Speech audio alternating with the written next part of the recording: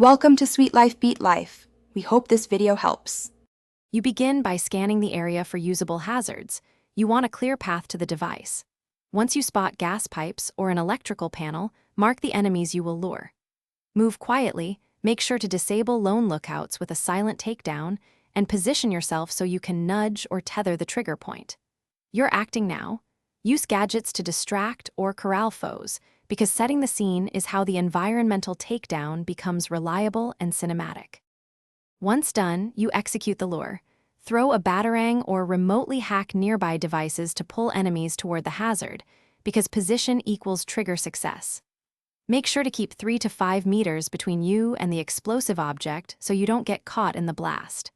When the target is in place, use a quick stun, hold the grapple, or perform a tactical push. Sequence the action so the enemy walks into the hazard at the instant.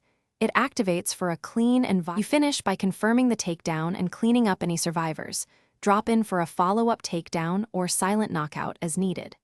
If the trap does not trigger, make sure the enemy's pathing place them directly over the hazard.